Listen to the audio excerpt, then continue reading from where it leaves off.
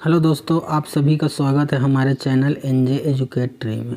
दोस्तों, हम आज एनसीएल एग्ज़ाम 2020 की एजीएमए ऑपरेटर की जो इम्पोर्टेंट टॉपिक है elementary knowledge of petrol engine diesel engine में जो पार्ट है फंक्शनिंग ऑफ इंजन का सुपर 30 ऑब्जेक्टिव क्वेश्चन लेके आए हैं दोस्तों, जो बहुत ही इम्पोर्टेंट है। अगर आप लोग हमारे चैनल में नए हैं तो इस चैनल को लाइक, सब्सक्राइब और शेयर करना ना भूलें दोस्तों। तो चलिए हम स्टार्ट करते हैं। सबसे पहला कहा गया है क्वेश्चन में, एक्सटर्नल कंबशन इंजन का प्रकार नहीं है steam engine, turbine engine, diesel engine, इनमें से कोई नहीं। ठीक दोस्तों, तो इसका प्रकार नहीं है कौन सा? Diesel engine. ठीक, देखिए इंजन दो प्रकार का होता है, एक इंटरनल कंबशन इंजन, एक एक्सटर्नल कंबशन इंजन। एक्सटर्नल में आपका स्टीम और टरबाइन हो गया दोस्तों, ठीक ना, और इंटरनल में आपका पेट्रोल इंजन और डीजल इंजन आता है। ठीक, अगर एग्जाम में इंटरनल पूछेगा तो पेट्रोल और डीजल है। अब सेकंड देखते हैं, सिलेंडर में ऊपरी सीमा तथा निचली सीमा क्या कहलाती है? एनडीसी, सीडीसी, पीडीसी, केडीसी या टीडीसी या टीडीसी बीडीसी या उपरोक्त में कोई नहीं। तो क्या कहलाता है दोस्तों? तो टीडीसी बीडीसी। इसका फुल फॉर्म होता है टॉप डेड सेंटर से बॉटम डेड सेंटर। ठीक, अब थर्ड क्वेश्चन देखेंगे जिसमें कहा है समय से पहले किसी वाल्व का खुलना क्या कहलाता है? वाल्व देखिए जो दोस्तों, ठीक है ना, वाल्व इंजन में इनलेट वाल्व होता है और आउटलेट वाल्व होता है। तो इनलेट वाल्व एयर फ्यूल का मिक्सर इनलेट वाल्व से आता है और आउटलेट वाल्व से वो बर्न होकर जो गैस निकलती हैं, गैसेस निकलती हैं, वो एक्सटर्नल वाल्व से आउटलेट वाल्व से निकलता है। तो ठीक, तो वही समय से पहले अगर वाल्व खुलना बोल रहा है तो वाल्व लीड होगा दोस्तों। ठीक ना, समय से पहले वाल्व लीड, और समय के बाद अगर पूछेगा क्वेश्चन में तो वाल्व लैग होगा। ठीक है ना दोस्तों, ये कॉन्सेप्ट आप याद रखिएगा। ठीक, अब नेक्स्ट देखते हैं। इसमें कहा गया है कि निम्न में से किस तापमान पर डीजल ऑयल जल सकता है?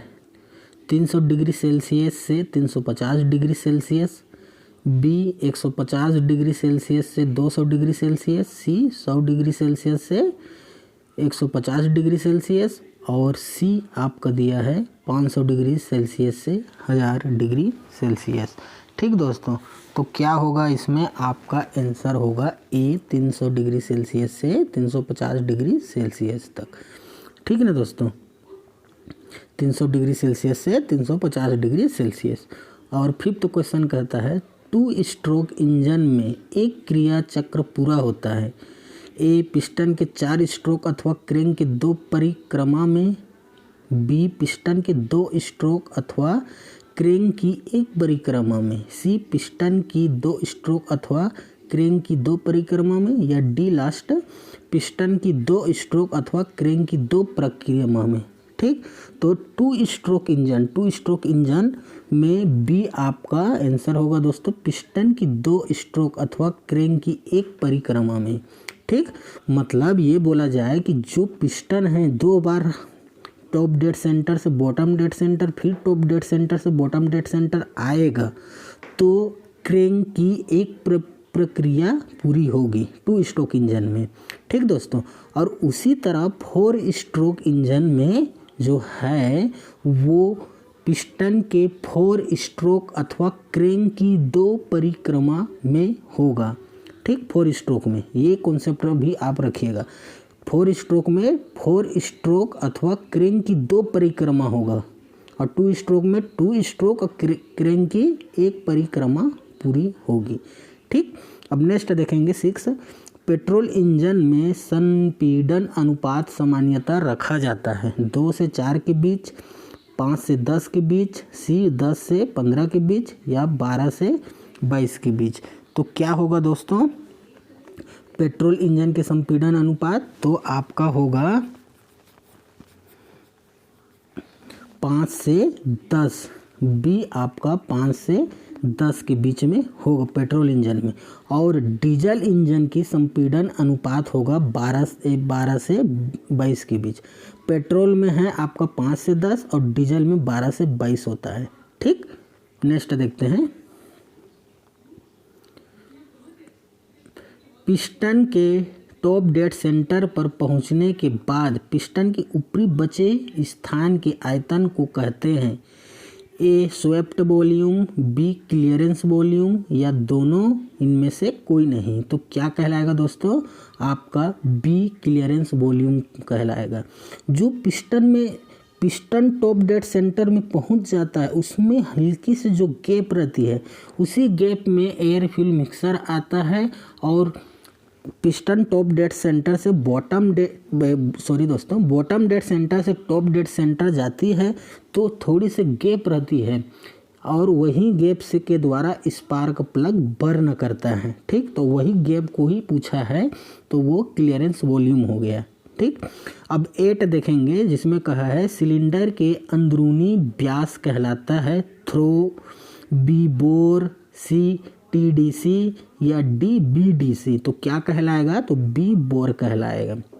9th देखेंगे जिसमें कहा है पेट्रोल इंजन में वायु ईंधन अनुपात इसके द्वारा नियंत्रित किया जाता है। ए इंजेक्टर के द्वारा, बी कार्बोरेटर के द्वारा, सी गवर्नर के द्वारा, या डी फ्लाईव्हील के द्वारा। तो किसके द्वारा एयर फ्यूल को मिक्सर होगा दोस्तों? तो बी कार्बोरेटर द्वारा होगा। ठीक, अब नेक्स्ट देखेंगे हम लोग जिसमें कहा है टीडीसी से बीडीसी की बीच की दूरी को क्या कहते हैं? टॉप डेड सेंटर से बॉटम डेड सेंटर के बीच की दूरी क्या कहलाती है दोस्तों? तो उसे हम स्ट्रोक कहते हैं। ठीक, ये मोस्ट इम्पॉर्टेंट है ना। अब नेक्स्ट देखेंगे निम्न में से किस धातु का सिलेंडर बना होता है?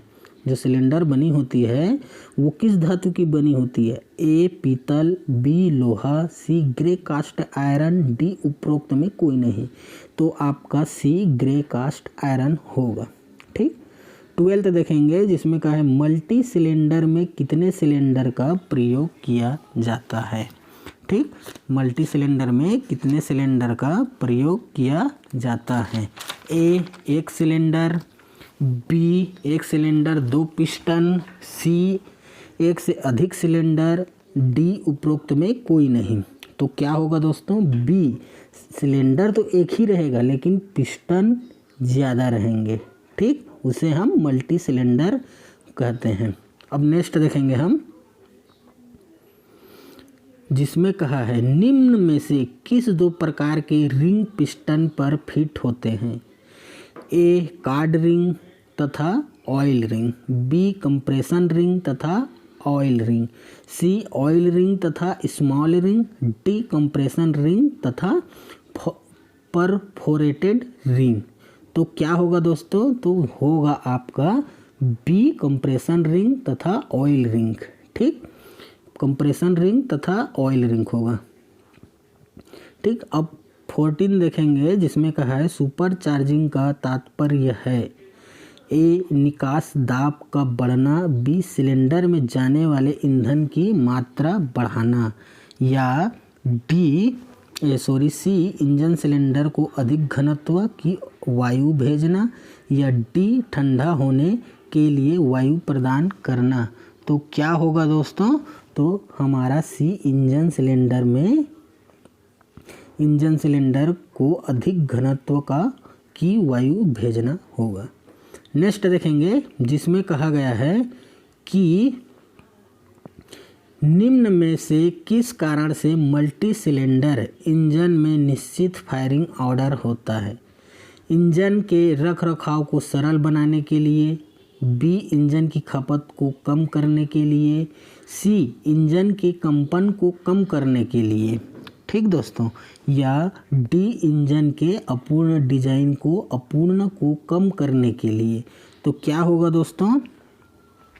तो सी इंजन के कंपन को कम करने के लिए होगा। ठीक, नेक्स्ट देखेंगे दोस्तों जिसमें कहा गया है निम्न में से क्रैंकशाफ्ट व कैमशाफ्ट की गति का अनुपात है 4:1, 2:1, 1:1 या डी लास्ट 1:2। तो क्या होगा दोस्तों? तो होगा बी 2:1। ठीक। 17 नंबर देखेंगे, वाल्व ओवरलैप में दोनों वाल्व एक साथ खुलते हैं या एक साथ लगे होते हैं। सी नहीं खुलते, डी बंद रहते हैं। तो क्या होगा दोस्तों? ओवरलैप में वाल्व एक साथ खुलते हैं। ठीक। अब नेक्स्ट देखेंगे, जिसमें कहा है निम्न में से गजन पिन का कार्य पिस्टन को सिलेंडर से जोड़ना, पिस्टन को कैम शाफ्ट से जोड़ना, सी पिस्टन को कनेक्टिंग रॉड से जोड़ना, या डी इनमें से कोई नहीं। तो क्या होगा दोस्तों? सी हमारा पिस्टन को कनेक्टिंग रॉड से जोड़ना होगा। ठीक। 19 नंबर देखेंगे, जिसमें कहा है BHP का पूरा नाम क्या है? Bisector horse power, benchmark horse power, break horse power, या डी बेंचमार्क हाईएस्ट परफॉर्मेंस। तो क्या होगा? सी ब्रेक हॉर्स पावर होगा। ठीक। निम्न में से किस अम्ल का प्रयोग ऑटोमोबाइल बैटरी में किया जाता है? ए सल्फ्यूरिक अम्ल, बी तनु नाइट्रिक अम्ल, सी हाइड्रोलिक अम्ल, या डी हाइड्रोक्लोरिक अम्ल।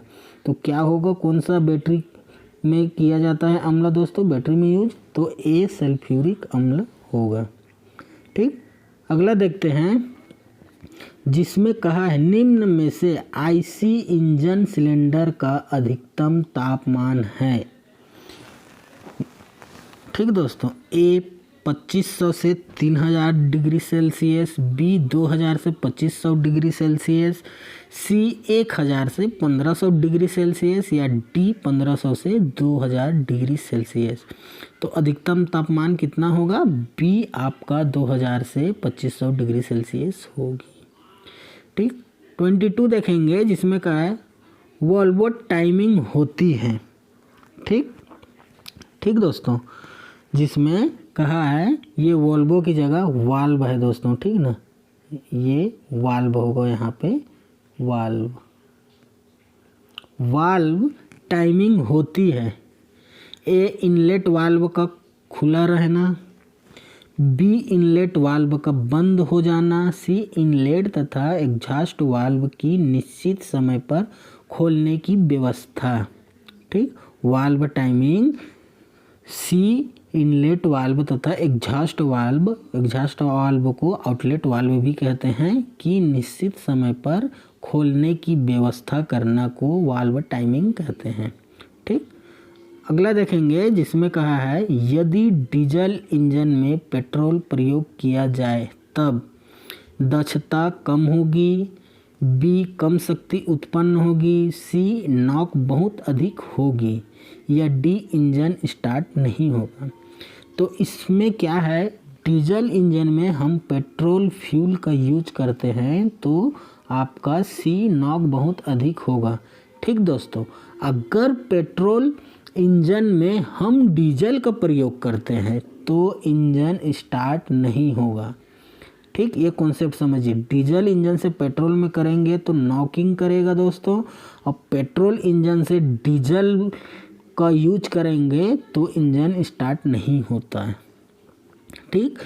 24 देखेंगे, निम्न में से टर्बोचार्जर का कार्य है इंजन की शक्ति को बढ़ाना, इंजन की स्पीड को कम करना, सी कूलिंग करना, या डी इनमें से कोई नहीं। तो क्या होगा, इंजन की शक्ति को बढ़ाता है। ठीक। अगला देखेंगे, जिसमें कहा है निम्न में से सीसी क्या सूचित करता है। जो बाइक होती है, जो कारें होती हैं, उस सब में कितने सीसी की होती है पूछते हैं ना दोस्तों। किसी का बाइक 100 रहता है, 125, 150 जो सीसी रहती है वो क्या सूचित करता है। ए आयतन को, बी क्षेत्रफल को, सी व्यास को, या डी मोटाई को। तो क्या सूचित करता है दोस्तों, तो ए आयतन को, और सीसी का फुल फॉर्म होता है क्यूबिक सेंटीमीटर। ठीक। 26 देखेंगे, इसमें कहा है निम्न में से पिस्टन के किस भाग पर डिफ्लेक्टर होता है। क्राउन, स्कर्ट, निचले भाग में या ए और बी दोनों में। तो किस भाग में डिफ्लेक्टर का यूज होता है दोस्तों, तो ए क्राउन में। ठीक। देखिए पिस्टन के ऊपरी भाग को हम पिस्टन क्राउन कहेंगे दोस्तों, और उसकी निचली भाग को स्कर्ट कहेंगे, पिस्टन स्कर्ट कहा जाता है। ठीक ना।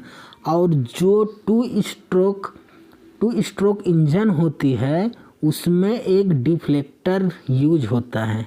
ठीक। डिफ्लेक्टर यूज होता है या तो लगा रहता है। ठीक। वहीं पे कहाँ पे, पिस्टन क्राउन पे डिफ्लेक्टर यूज होता है। नेक्स्ट देखेंगे 27, जिसमें कहा है निम्न में से क्या मिश्रित रहता है क्रूड ऑयल में। जो क्रूड ऑयल होता है उसमें क्या मिश्रित रहता है। ए हाइड्रोजन व कार्बन, बी तांबा और जस्ता, सी ऑक्सीजन और हाइड्रोजन, या डी इनमें से कोई नहीं। तो क्या होगा दोस्तों, तो आपका ए हाइड्रोजन और कार्बन रहता है। अगला देखेंगे 28, 4 सिलेंडर इंजन में सबसे अच्छा फायरिंग ऑर्डर होता है। ए 1 2 3 4, बी 1 3 2 4, या सी 1 3 4 2, या डी 1 4 3 2। तो क्या होगा दोस्तों, तो देखिए पहला जो पिस्टन है, ठीक ना, ये मल्टीपल सिलेंडर का एग्जाम्पल है। इसमें 4 पिस्टन रहेंगे, तो कैसे अच्छा उसका फायरिंग ऑर्डर होगा इसके बारे में कहा गया है दोस्तों। तो सबसे पहला सिलेंडर, फिर तीसरे सिलेंडर, पहले के साथ साथ में तीसरा और चौथे के साथ में दूसरा, तो आपका सी सही होगा। ठीक ना। पहला, तीसरा, फिर चौथा, दूसरा, ऐसा फायरिंग ऑर्डर रहता है। सीक्वेंस से फायरिंग ऑर्डर नहीं रहता दोस्तों, जैसे कि 1 2 3 4 ऐसे फायरिंग ऑर्डर नहीं रहता, एक एक छोड़ के एक एक गैप करके फायरिंग ऑर्डर रहता है। ठीक। अब 29 देखेंगे, जिसमें कहा गया है वाल्व किसकी सहायता से खुलती है। Cam shaft, crank shaft, fly wheel, या टाइमिंग चेंज। ठीक। तो किसके द्वारा वाल्व खुलती है दोस्तों, तो ए केम शाफ्ट के द्वारा वाल्व खुलती है। लास्ट क्वेश्चन दोस्तों, जिसमें कहा है डीजल के शीघ्र जलने का मुख्य आधार होता है, उसकी मात्रा, ऑक्टेन नंबर, सीटेन नंबर, इनमें से कोई नहीं। तो मुख्य आधार आपका सी होगा। ठीक दोस्तों। तो हमारा क्लास यहीं पे समाप्त होता है दोस्तों।